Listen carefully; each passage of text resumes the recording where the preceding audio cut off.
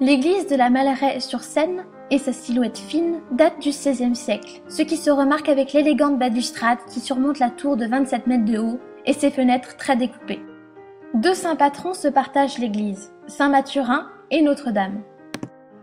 L'édifice allie le style flamboyant au style Renaissance et comporte un mobilier très ancien, parfois antérieur au XVe siècle, rapporté de Jumièges à la Révolution. L'intérieur met en valeur le contraste entre la nef gothique et le chœur Renaissance et est très bien éclairé par la splendide rosace de la façade, à motifs fleuris et teinte d'un bleu profond. Les vitraux du chœur reprennent en finesse des scènes de la Bible, plus ou moins connues, comme la scène touchante qui montre Jésus dans l'atelier de son père, qui enseigne à Jean-Baptiste et ses parents, avec Marie filant à ses côtés. Les arcs brisés donnent un caractère noble à la nef et aux bas-côtés, et la pierre calcaire est vivante par les ombres qui s'y portent. Le mobilier de l'église du XVe siècle est lui aussi remarquable. La chaire, par exemple, fait face à un grand crucifix en bois doré et sculpté. La statuaire est abondante et précieuse, en bois doré pour la plupart des statues, comme celle de Saint-Mathurin.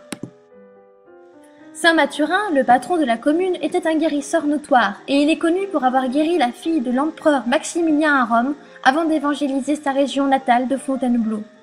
La statue de Saint-Valentin est plus tardive, du XVIIe siècle, dans le style élaboré de Bernin, et elle prouve que Saint-Valentin n'était pas que le saint des amoureux, mais aussi le saint ayant libéré Jumièges d'une invasion de mulots catastrophique.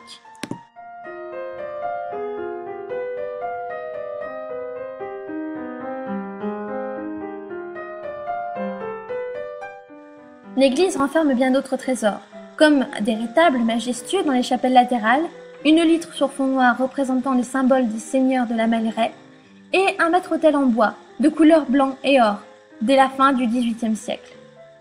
Une statue de Notre-Dame dorée du XVIe siècle surmonte l'autel et concentre les regards.